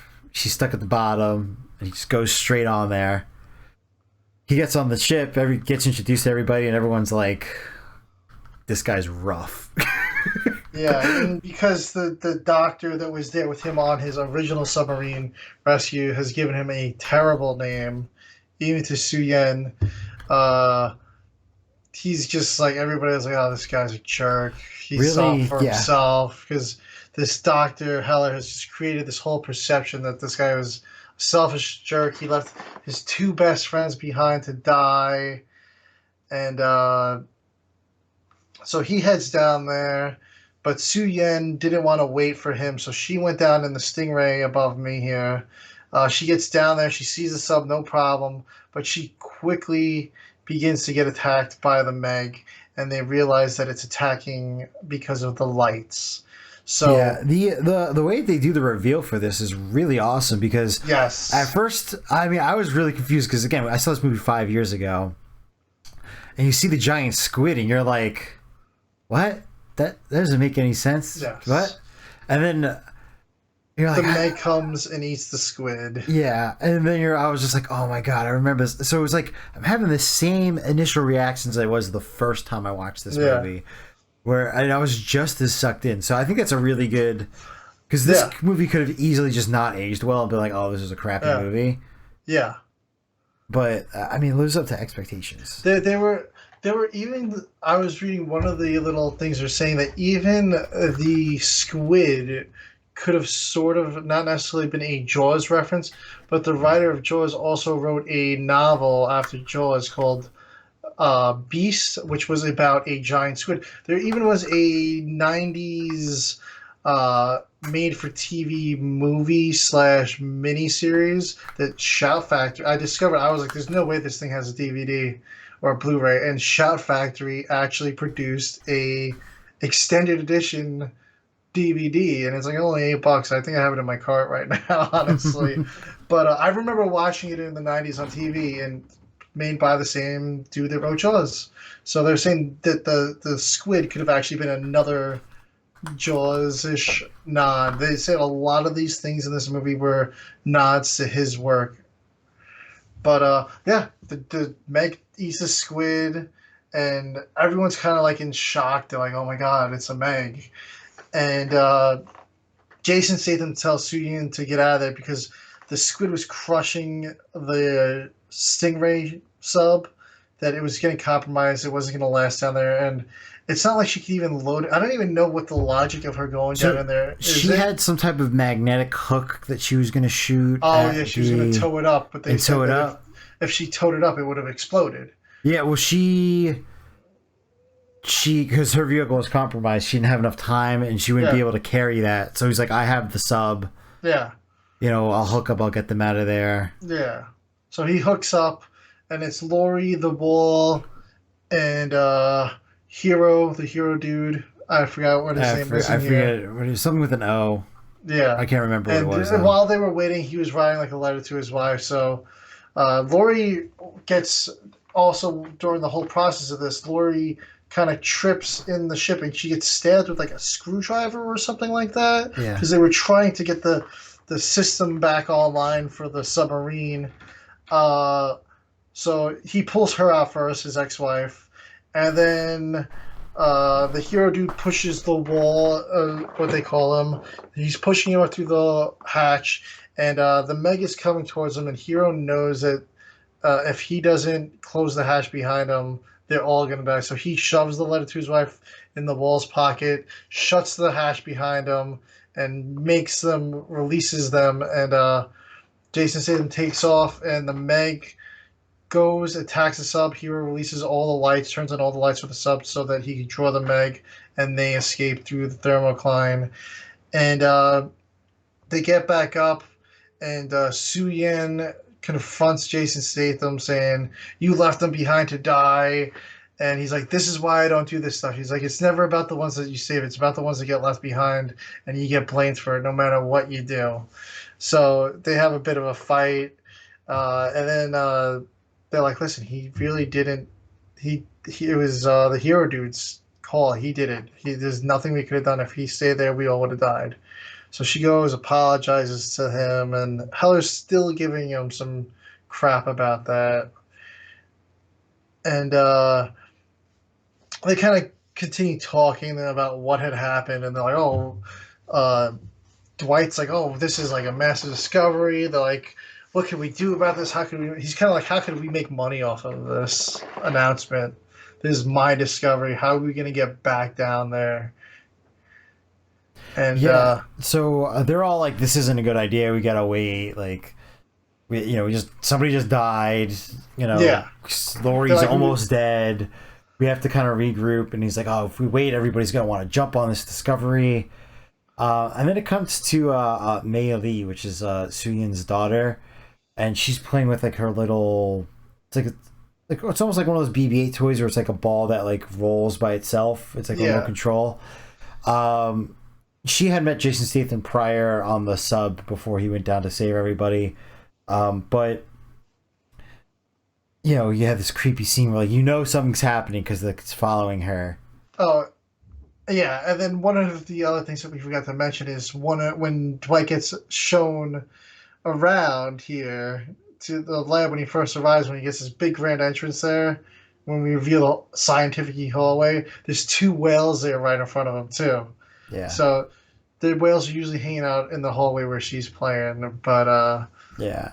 this time So they're not. yeah, so she goes down there. She's at this big hallway, and she turns around, and the Meg is there, and he Just just bites the glass, and she screams, and the whole thing jostles, and they run down, because and the whole station shakes, and they're like, "What was that?" yeah, And I don't even know how they knew she was down there either, because they're like, they don't Mei explain Lin. that. They're like, Mei Lin. They're like, "All right, let's get in the elevator and Yeah, go all just the way down to Suyin and that Jason level." Statham just run straight there. Yeah, And he's like, "Oh, what's going on?" And like you see the baby whale, and they're like, "Oh, where's the mother?" And then as soon as they say that, the Meg comes and just eats the baby whale. Like in yeah, one bite, just like bites it in half. yeah. And they still don't notice the glass. And then wait, no, They they did notice the glass. noticed At the that point, glass they noticed the first, glass because they're looking and they're like, "Look and at then the this." baby whale came into frame, and then Yes. they're like, Yeah, and then then they see the thing and they're like, "Oh, like the shark's back." yeah, it Uh, breached. it It breached the breached. thermocline, and then they're like, "Oh, this is a mess. Now we So got this giant thing. How do we get it contained?" yeah, so basically what they explained was that as they descended, it kind of made a pocket for the sharks to escape through. So A that's temporary heat vent. The whole reason why the Meg couldn't come through the thermocline originally is because it's cold. And one of the theories was that way back in prehistoric times before the Ice Age, the Meg went down and it was warmer water. And then when the Ice Age happened, the thermocline formed, which is how the subworld was created. yeah. And it couldn't penetrate this sub zero temperatures because it was too cold. Yeah. But this heat vent from the sub breaking through it was enough for it to get through. Yeah. So like from here, like the plot moves like very quickly. Yeah, they start getting reports of three ships with like Mayday signs. This is where I kind of found it a little odd, though. So you're on this multi-million-dollar science lab. Clearly, the dude arrived there on a helicopter. You have all these ships out there sending Mayday signals. You know this thing is out there. It took down a submarine. It almost took down two submarines. And how do you go meet those three ships? In a boat. Let's get on a boat. Yeah, I mean, who knows if they had like the resources. It was really weird though because like they go up to the boats, but they don't like. Well, the boats are destroyed. Yeah. They get to where the Mayday signals are, and all you see is just like it looks like almost after a hurricane. You just see like wood floating in the water, bodies floating in the water. Yeah. There's even dead sharks without fins. So it turns out that these boats were poachers. They Yeah. poach sharks and they cut the fins off the sharks. Um, so it's like kind of like, oh, the shark got its revenge on the poachers Yeah. by taking out these three ships. And then what happens from there? They So do they the go so in? the so Oh, it was still there. so the Meg's there. And then it was like, what are we gonna do? How do we keep a track of it? And Rainn Wilson's just like, we just put a tracker on it. Like, have And you they're guys like, ever oh, seen Shark Week? yes. He goes, oh, have you ever watched Shark Week? He's like, they have trackers on all these things. So So they have to. The thing is though that they don't want to make noise. well, they can't get close enough to it by itself. So they're like, somebody has to go out there and swim, and the rifle only has 100-foot range. So whoever swims out there needs to be within 100 feet. And of course, it's Jason Statham. It's always Jason Statham. So he agrees to do it. He sings his Finding Dory, just keeps swimming. Yes. Oh my god, my wife loved that. Yeah. And he gets so within 100 feet. He nabs the shark perfectly fine. And then it gets. How does he draw the shark's attention? Because after he shoots the Uh, shark, then the shark kind of notices him swimming back. so they start the crank, and it makes Oh, noise. yes. So Yes. he's on a line. Yeah, he's on like So a. Yeah. so Like a they start reeling him winch. in. Yeah, he's on a winch. So they start reeling him in, and he's like, "Start the boat, start driving," because the shark's just making a beeline for him. So now Yeah. the boat's moving away, and he's being towed and reeled in by the boat, and he's like being dragged all over the place. One of the cool things in the making of was that like obviously the scene was faked to an extent, but he actually legitimately was on the tow line being pulled through the water.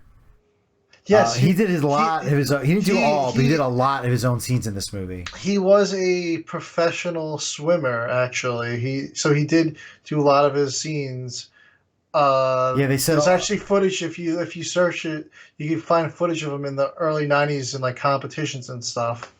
yeah. So he did a lot of the scenes, and they said like basically a lot of the scenes where they had to like hang on. He was actually hanging on because he didn't like to like all the other actors were in like harnesses so they wouldn't fall, but he didn't like the harnesses. Like he'd rather like let go if he was uncomfortable and then just like reshoot the scene.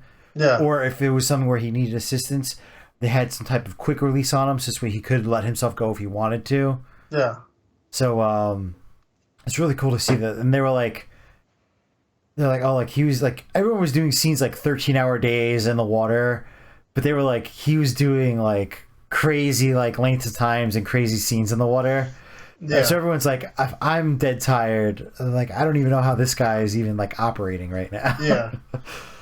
But yeah, Badass. the scene work was really good in this. So anyway, he like just makes it Yeah, like he's getting onto the sucked. boat. He like almost like jumps onto the boat because he's getting reeled so fast at this point. I mean, it's a winch. Like you could use it to tow something. So he's just like a 100 and something pound guy getting pulled in at who knows how fast by this thing. So this guy's flying. He's literally like bait on a fishing hook getting reeled in. And he just makes it on the boat and avoids getting eaten. Like like a hairline Yeah. misses it. Yeah. So, Uh, so he gets on the boat. They just miss it, and then they're like, "Okay, we're gonna use a shark cage and poison the shark." They have like this stuff where it's like, oh, like 20 cc's would kill a whale, so they're using like a whole like 500 cc bottle like on this the to do it. shark. So they have. I mean, you can see the like the spear thing over here with the poison in it. Um, he's not the one who delivers the poison. It's Su Yin. So I don't know why this picture exists, but that's the spear that they use. Su Yin goes in the shark tank. She said they actually showed that she also was like actually in the shark tank for the scene.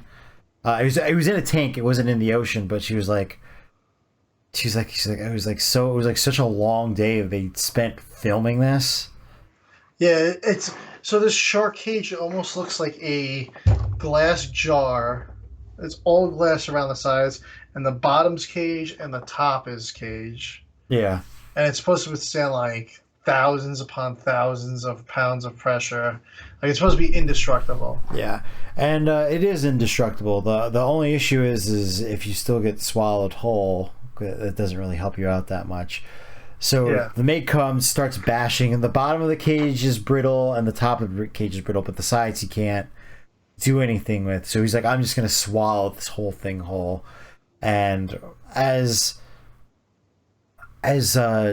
he's doing this, she like jabs him inside the mouth. She's like basically in his whole mouth, and he's starting to like run and jostle, and he like takes like the whole line, and Jason Jason Statham, just Statham being Jason Statham, just dives in. jumps in the water with the scuba tank, and is like climbing down this rope that the cage is on because it's Yeah. about to get snapped off.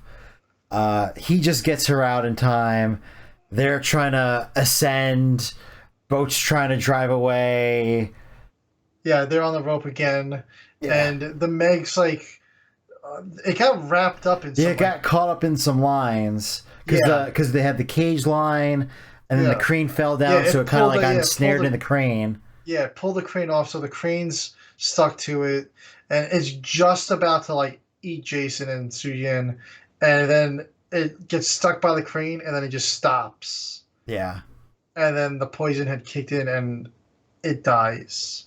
So they reel this thing up onto the boat with another crane, I believe, or I don't know. yeah, There's they had another like Yeah. almost like the thing that they would use like when you see like these like party fishing boats, like with a big thing that they'd like hook like a marlin on or something, Yeah. and like the Meg is on it dead, and like it's like throat's like cut because it wasn't fitting like on the back of the boat, so they had to like make it like fit. yeah, And they're all like joking, having fun. They're like taking taking pitch. yeah, they're taking pictures. The walls in the water. Yeah, yeah, Yeah, they lower the crane because he freaks out because while he's taking a picture with his head in the his head in the shark's mouth, they lower the crane as a joke and he falls in. and they're all having a good time. And then Mac, which is the kind of like the like I'd say he's like the mission boss. He's working hand in hand with the head doctor. He's like, weren't the because he's looking at the teeth and he's like, wasn't the bite marks on the base a lot bigger than this?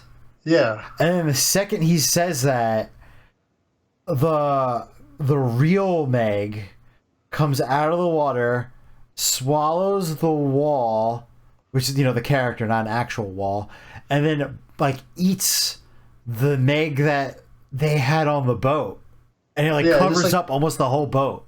yeah, it's huge. It's massive. And like I just felt like that was like again like I kind of forgot about that. I was like I knew that there was another Meg, obviously, because like at this point we're an hour into the movie and like, Yeah, and they killed it already. they can't kill it already. But like I was just like, oh my god! Like, when you see it happen, Yeah, it was a really cool reveal. and But- then it flips the boat over, yeah, and it pretty much capsizes the boat.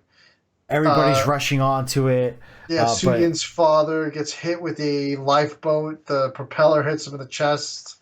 Yeah, and then it's Jackson Heller in the water, and Heller's like, you're a good person, Jackson. So he starts flailing so that he'd distract the Meg because the Meg was coming towards both of them.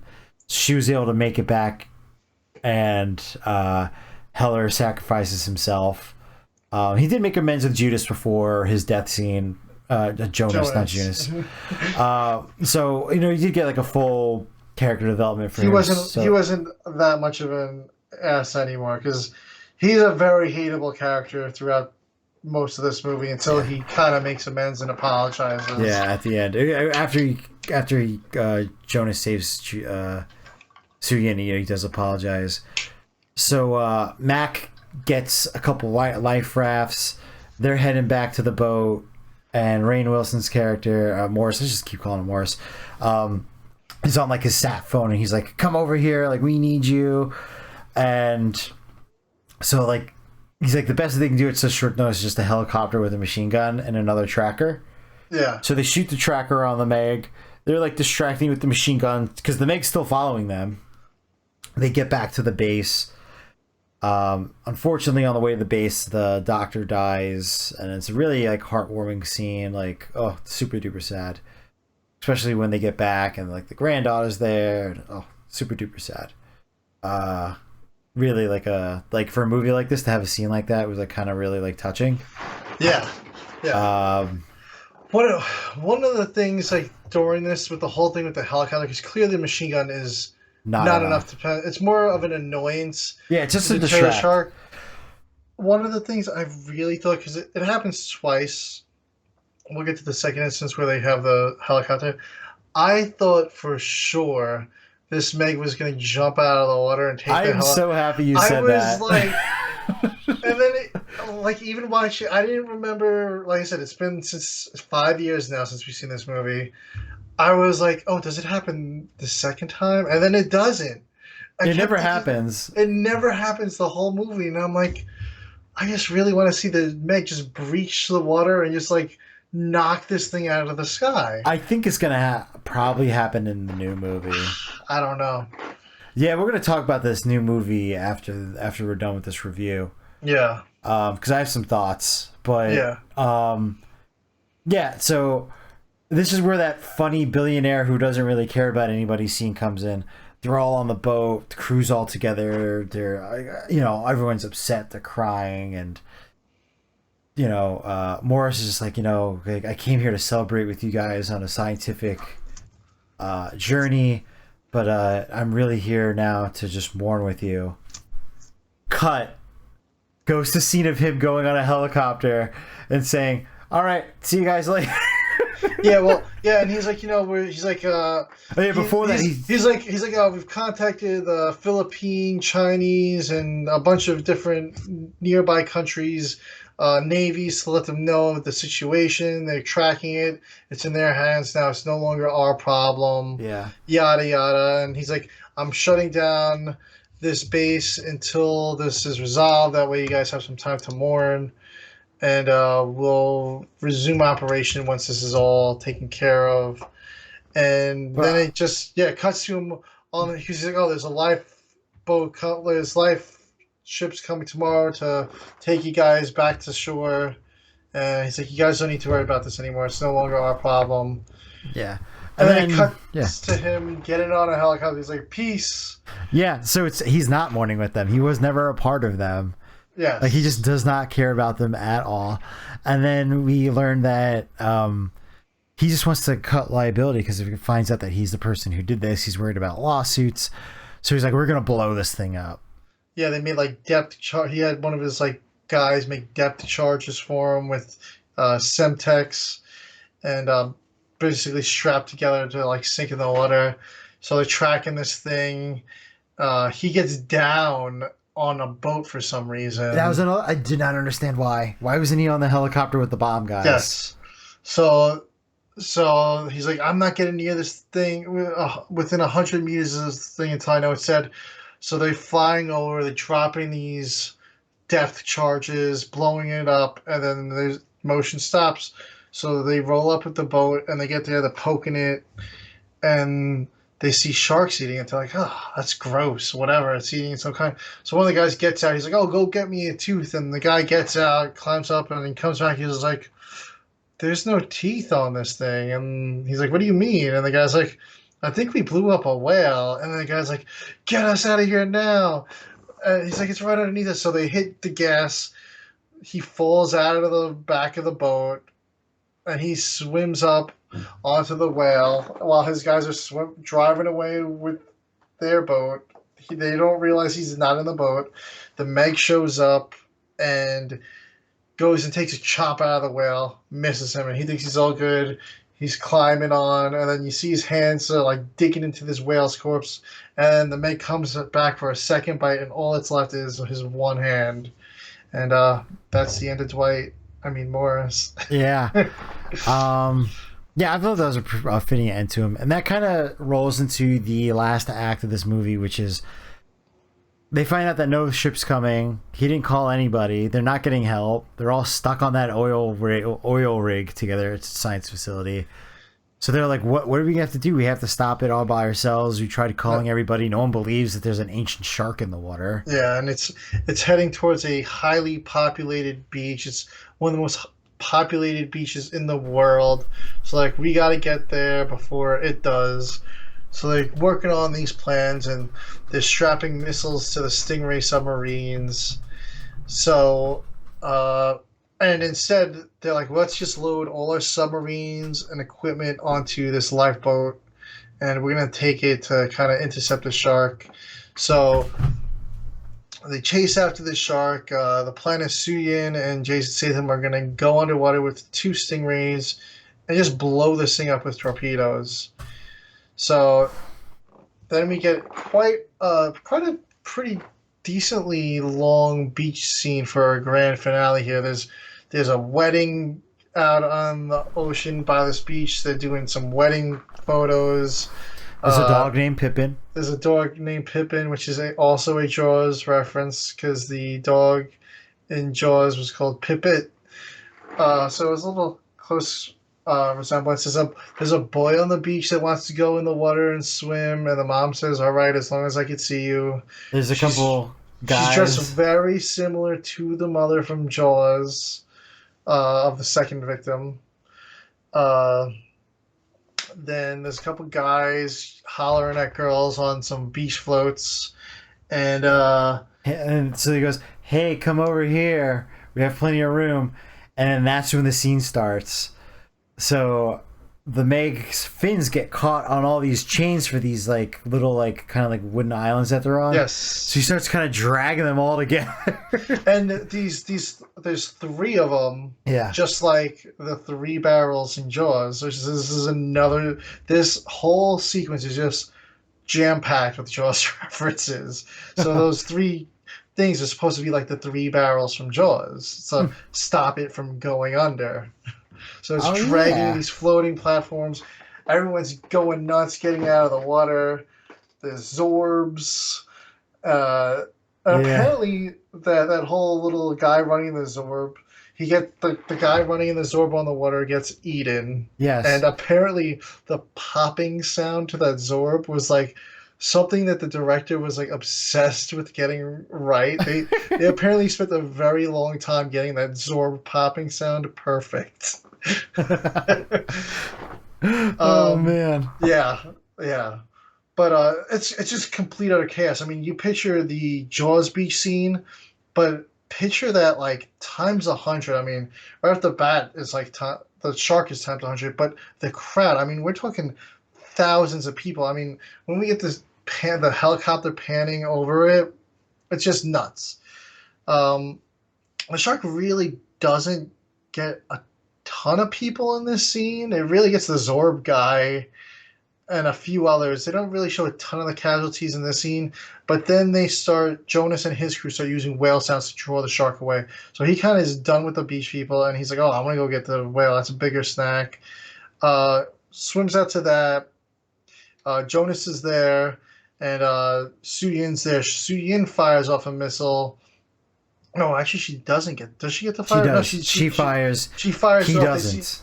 He doesn't. They see an explosion happens, and over this beach is just like a bunch of news media helicopters just watching because it's like, I guess like spring break kind of. And they're like, "Whoa, did you see that out there? Let's go check that out." So So a couple helicopters go out there. They see these explosions go on, and they're kind of not paying attention to where they're flying.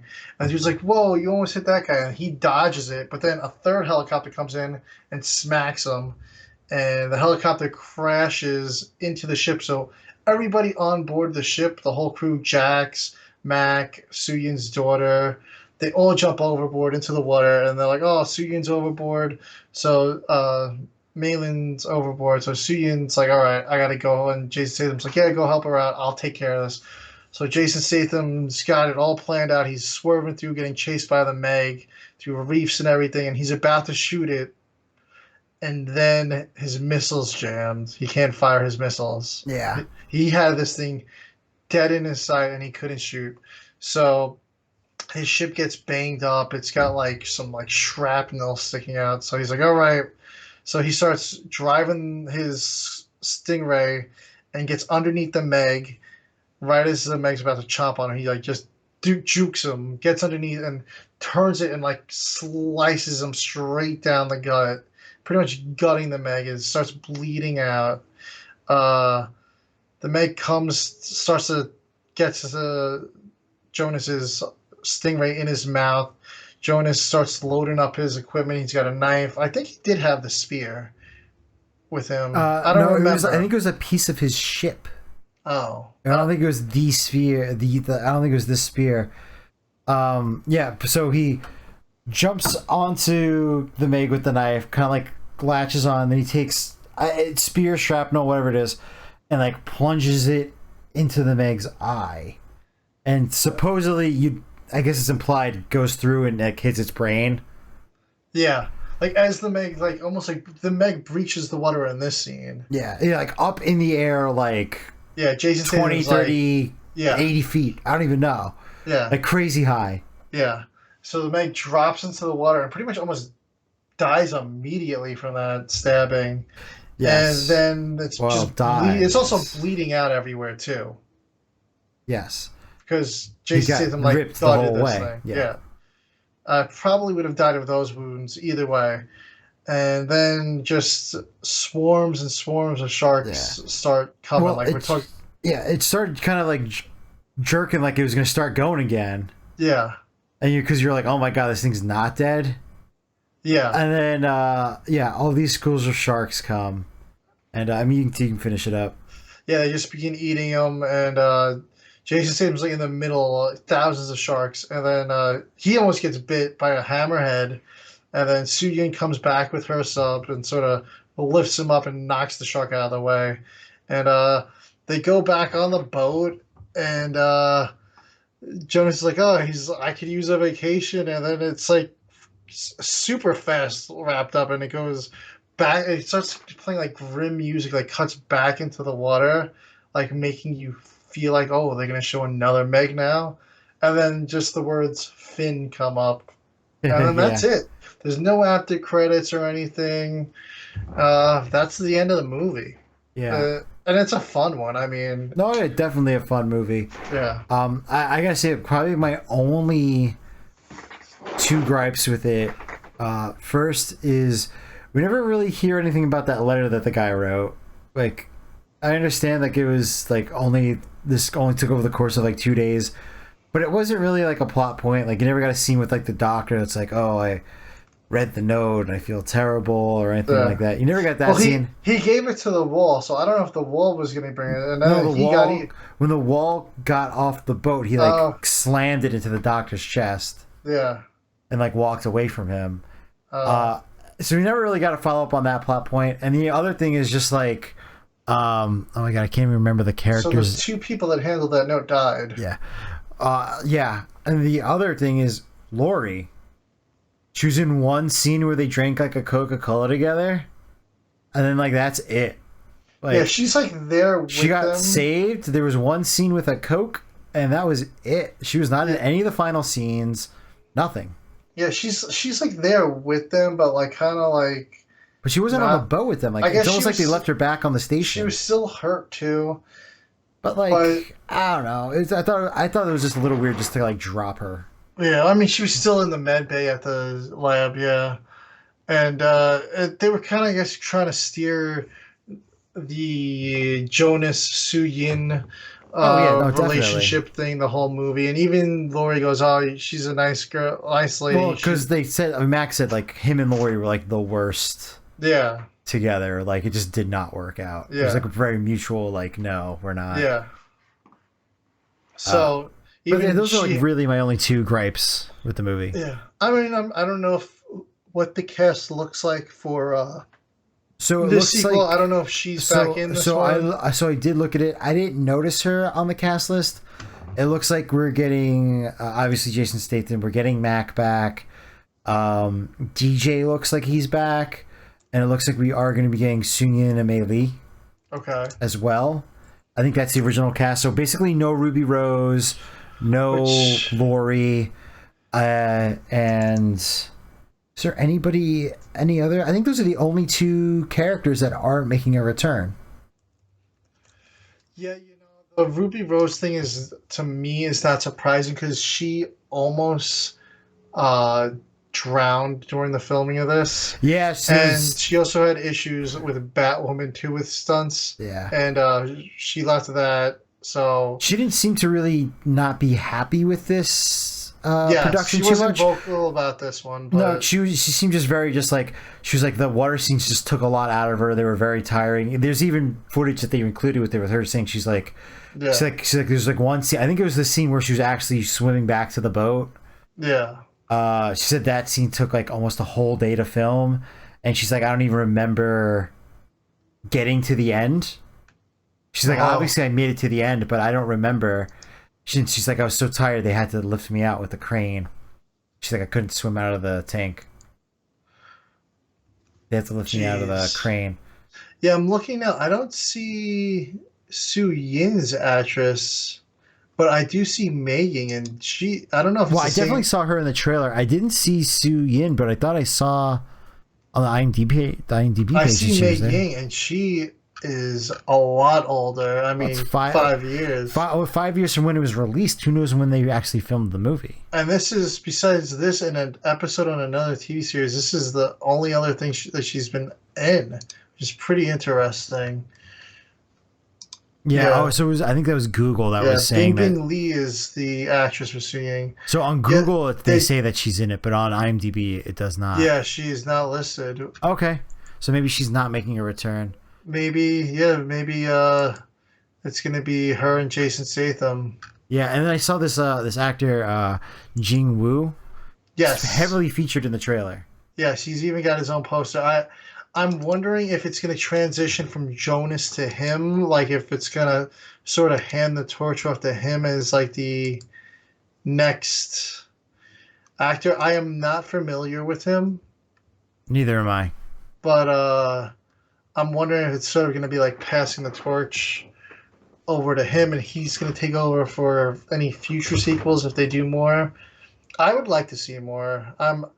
This second movie looks absolutely bonkers. I mean, It we have does. My main concern is the. I thought the CG in this one was very good. Like you couldn't tell when they were being, yeah, like we know when they're in the water scenes, it looked seamless. It didn't look like they were in a tank or anything like that at any point. And I don't know. At least maybe just from the trailer, I feel like the Meg looked different. Like it looks. I understand this supposed yeah. to be like the They're a biggest little Meg. older. Yeah, I don't know. It just didn't seem to quite look as good, but it was a trailer, so who knows? Maybe on the final cut, it's going to look a lot better.